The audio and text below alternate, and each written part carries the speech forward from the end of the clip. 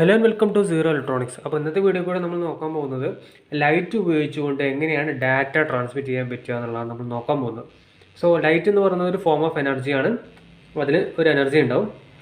So ആ energy നമുക്ക് receive ചെയ്യണം. സോ ഒരു ചെറിയ ആംപ്ലിഫയർ ഉപയോഗിച്ചുകൊണ്ട് നമുക്ക് റിസീവ് ചെയ്യാം. എന്നിട്ട് അതിൻ്റെ ഔട്ട്പുട്ട് നമുക്ക് ഒരു ആംപ്ലിഫയറിൽ കൊടുത്തിട്ട് ഇത് വർക്ക് ചെയ്യുന്നുണ്ടോ എന്ന് നമുക്ക് ജസ്റ്റ് ഒന്ന് ടെസ്റ്റ് ചെയ്ത് നോക്കാം. ഓക്കെ, ഇതുവഴി നമുക്ക് ഡിജിറ്റൽ ഡാറ്റകളൊക്കെ സെൻഡ് ചെയ്യാൻ പറ്റും. സോ നമുക്ക് എങ്ങനെയാണ് ഇത് വർക്ക് ചെയ്യുന്നത് ജസ്റ്റ് ഒന്ന് കാണാം. ഓക്കെ, സോ ഞാനിത് ഇതിലൊരു ഓഡിയോ ആണ് ഇതിൽ കണക്ട് ചെയ്തിരിക്കുന്നത്, നമ്മുടെ മൊബൈൽ ഫോണ്. ഒന്നൊരു പാട്ട്, ഒരു സോങ് പ്ലേ ആവും. സോ ജസ്റ്റ് ഒന്ന് പ്ലേ ചെയ്യാണ്.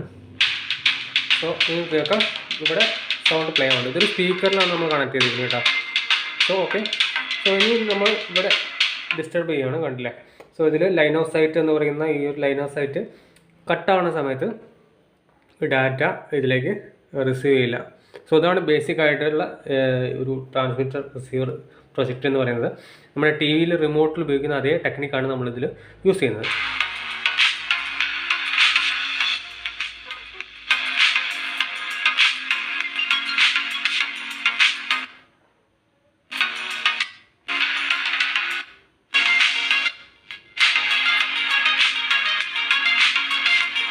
നല്ലൊരു ക്വാളിറ്റിയിലാണ് സൗണ്ട് ട്രാൻസ്മിറ്റ് ആയിക്കൊണ്ടിരിക്കുന്നത്. സോ കാരണം ലൈറ്റ് എന്ന് പറയുന്ന വേവ് ഫോമിലൂടെയാണ് ഈ ചാനൽ വർക്ക് ചെയ്തുകൊണ്ടിരിക്കുന്നത്. സോ അതുകൊണ്ടാണ് ഇത്ര ക്വാളിറ്റിയിൽ നമുക്ക് സൗണ്ട് റീപ്രൊഡ്യൂസ് ചെയ്യാൻ പറ്റുന്നത്.